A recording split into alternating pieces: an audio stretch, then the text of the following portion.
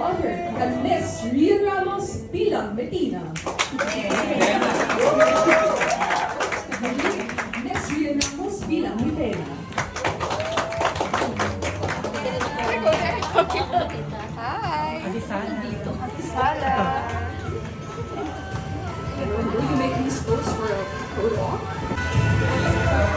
Napakaganda naman ng ating reyna ngayong umaga. Once again, Miss Rian Ramos bilang unang Medina.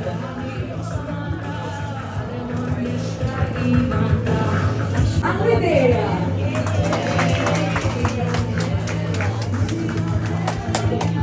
Sala.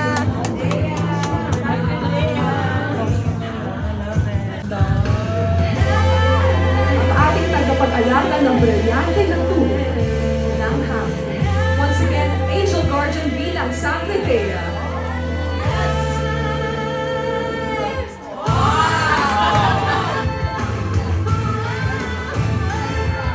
Or Kelvin Miranda bilang Sante Adamus.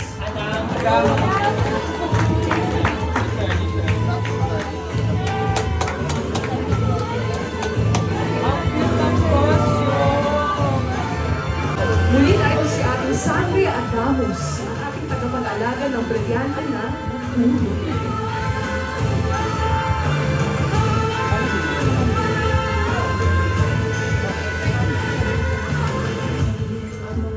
Umali bilang Sang Rentera.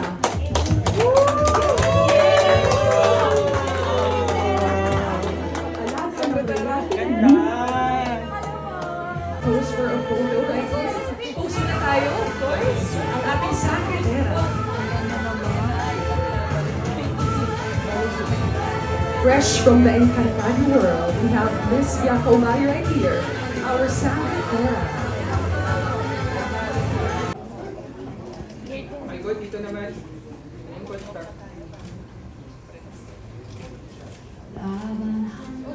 At ito sa video, please. Sa kalaban, ang alaga na nasasakupan, ipagtatanggol ang karamihan. Inganta, makinig ako'y sinila, at sabayan ko. Maaari po namin tawagan ang buong production.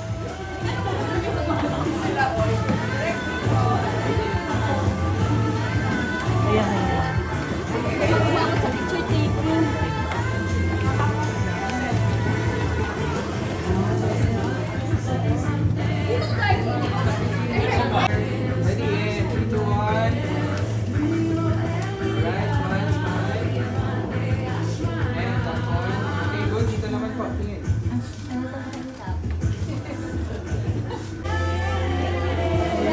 Muli sila po ang lahat ng bumubuo ng pinakaminamahal natin para sa series na Encantadia Chronicles Sangre. Pero bago lahat mag-2.5 selfie lang muna ang ating buong production team. Ng naging pagsubok ng mga sangre at sa dami ng nangyayari sa mundo natin, sa paligid natin, the best thing to hold on to is our hearts and to actually unite. At yun yung mapaparamdam namin sa finale. Na sa kabila ng lahat ng sakit, pighati, lahat ng sakripisyo, ng gera, iisa ang puso namin mga sangre. At yun yung pinakamahalaga. Simula pa nung na-realize namin na patapos na ba talaga to, ito na ba yung last meeting day namin. Wala sa amin na makapagsabi kung ano ba talaga nararamdaman namin. Mahirap masabi kung, of course, masaya kami because it was such a na masusuot ko ulit tong costume. And ngayon ko lang din talaga naramdaman na na-miss ko pala talaga. And it took a while to sink in kasi after ng taping na tapos na talaga. And na masuot ulit to, I'm just so happy. Hindi ko alam kung ito na ba yung last after 10 years, di natin alam. Pero nakakatawa na masuot ulit to, yung costume at makita yung mga paparating na mga episodes dahil talagang nakaka-excite. Parang deja vu yung pakiramdam na nandito ulit kami, nakatayo sa harap ninyo and we have another media con. So I'm just so happy and I'm all grateful. Yeah, parang tinitake in ko lang ulit lahat.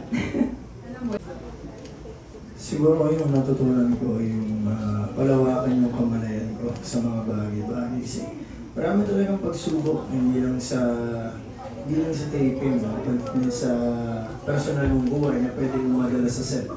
Let's say, kailangan mo siyang balansihin na kung nagtatrabaho ka, marami kang kailangan i-complete, panandalian para maging balanse yung araw mo. Isa yun sa bibit-bitin ko sa habang buhay. Kasi ganoon din naman si Adamus eh. Parang natutunan ko rin sa kanya na buksan ko lang palagi yung mga mata ko. Tingnan, suriin at aralin ng paligid para mas maging sigurado ako sa mga susunod ko. Lesson that she really needs to learn is maraming mga bagay na nangyayari talaga sa buhay natin that can, you know, cause pain, trauma. Not everything that happens in your life is a great experience, but you can't let pain define you. I think the strength of a person is really how they get past experiences like that. So, ayun, yun yung advice ko for Medena. Don't let it define you. What a queenly advice. So, sa ngayon, okay. Ayun yung masasabi. Okay lang. Sa ngayon lang. I mean, hindi. Kasi, totoo, may mga times talaga na syempre, hindi ka nakatono. Hindi rin nakatono yung co-actor mo. So, may mga bagay kayong hindi pagkakaintindihan.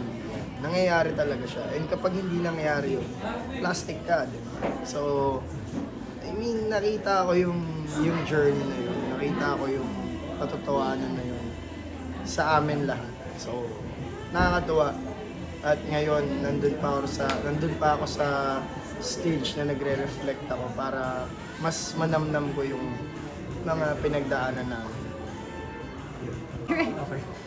Pero, gusto ko i-acknowledge din yung mga pinagdaanan din namin bilang mga tao para makapag-commit at para ma-dedicate namin yung mga sarili namin sa mga role na to. And yung tatlong yun, yung pinakamalaking values na itinuro sa akin at dinala sa akin ng show na to. And I'm very grateful for all of those kasi I ended up being super excited for all of the struggles na harapin namin kasi alam namin na kaya na namin.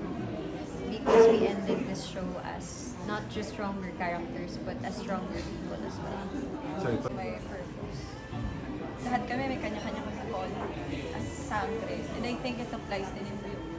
Lahat tayo, meron tayong purpose. Lahat tayo may responsibility. I think you just have to listen to that calling and be brave na harapin yun at Press conference.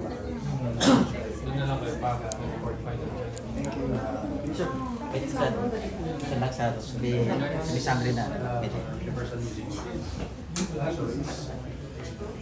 So,